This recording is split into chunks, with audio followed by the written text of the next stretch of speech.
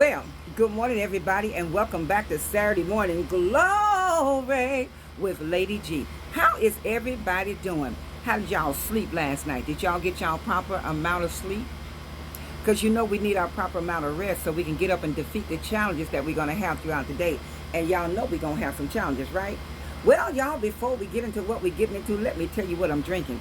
This morning I have fresh squeezed lemon with honey and a little drop of cinnamon. Y'all ready for it? Here she is.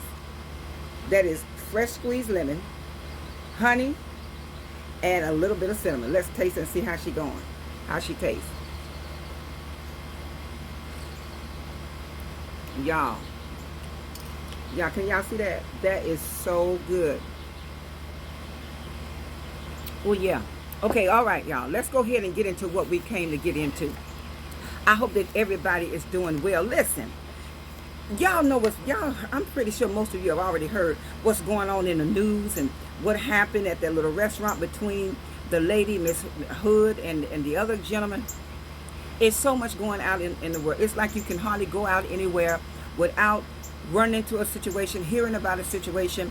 Then they had here in Montgomery, Alabama, they had a shootout in the Walmart, not not real close to me, but not real far either. So it is so much going on in the world today, and I just wanted to come in here and encourage us. Is that all right? Listen, I want to speak to everybody, but I'm really speaking to my sisters. All right, sisters, lean in, lean in. You don't always have to have the last word. Did y'all hear me? I'm gonna do it again. Come close, come close. You don't always have to have the last word. Yes, that's what we're going to talk about today. Watch your mouth. Listen, I am a firm believer that we don't always have to have the last word. No matter what type of argument or what kind of disagreement you may be in, just be okay. Agree to disagree. Be okay with not having the last word. So many people would still be alive today if they were not determined to have the last word. But we are determined. We got to have the last word. Y'all, I'm out in the backyard, so I'm watching my surroundings. I have some beautiful birds in the garden. It's just wonderful out here this morning. But listen, I got this pesky fly. He got to go, y'all. He got to go. He trying to get into my drain. Get out of here, fly. Shoo, fly. Yes, I'm fighting the flies out here this morning. But listen, I want to encourage us, y'all. We don't have to have the last word. Be okay with just holding your peace. So listen, so it is I'm thinking about the scripture that says to be slow to speak, be swift to hear, all right, and slow to anger. Because what happens is when we are determined that we need to have the last word, when we are determined that we need to prove our point, something that my pastor said to me that really resonated in my spirit, and he said that time answers all things. Some things you don't have to answer. All you have to do is sit back and wait on time. Time is on your side.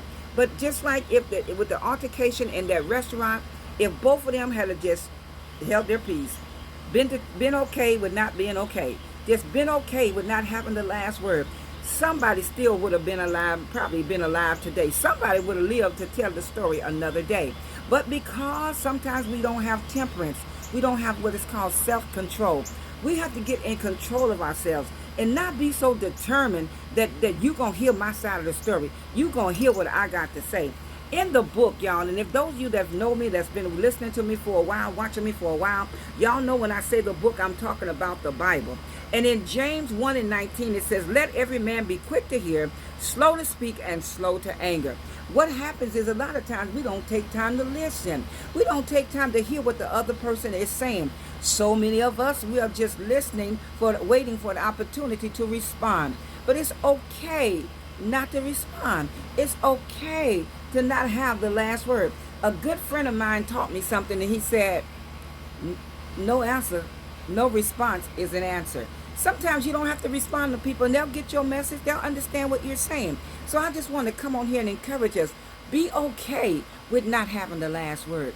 Be okay with shutting it down. Because what does Paul, when they were arguing and disputing the scriptures on Mars Hill, Paul said, what does your arguing prove? One man going to walk away believing the way he believed. The other is going to walk away still believing the way he believed. So what does your arguing prove? It proves nothing. It's pointless. It's a moot point. So I want to encourage us. In Proverbs 15:1 says, a soft answer turns away wrath, But grievous words stir up anger. So the best way to shut it down, a man can't argue by himself. A woman can't argue by herself. So if somebody is arguing and argumentative, I want to encourage you. When we walk into these locations and these businesses, take those headphones out your ear. Be attentive to what's going on around you. Discern the spirits that's in your atmosphere, because you don't know when something is getting ready to pop off. So always be alert and learn your exits. Learn what's my quickest way out of here if something pop off. Not that we're being paranoid, but we're being smart. So I want to encourage you today to study to be quiet. Study to not be the one to always have to have the last word. Listen, I'm thinking about Samson. Y'all remember the story of Samson and Delilah? Delilah, she wasn't whipping up on Samson. She wasn't cussing him out and calling him all out of his name. She wasn't yelling to the top of her lungs. What did she do? She used her feminine energy. She used her soft side. And what did she do? She got the man, the strongest man in the world, to tell her where his strength lies. So you know what, women, sisters, girl, we have a lot of power. We have to learn how to tap into our feminine energy. If you don't like that word, we have to learn how to tap into our soft side. Because here's little old Delilah, and big old Samson laid his head in her lap, and she stroked him until she got his secrets out of him. Y'all, the way to a man's heart, you can get there by being soft. You can get there by being gentle. You want to know why some men, not all men, but you want to know why some men still going to the gyp joints and the clubs and the strip joints and all of that? Because you got a half-dressed woman smiling at them. Wives, why don't you try it? Why don't you try that? Smiling sometime. Not every time he come into the house telling him what's wrong and what's going on and what's not good. And I find, look, sis, if you have a friend that's always mad and always upset, always complaining, if you cannot encourage her to smile, if you cannot encourage her to get a brighter outlook, sometimes you might need to limit your time with that, sis. Because, and why go to toxic people for information, for advice?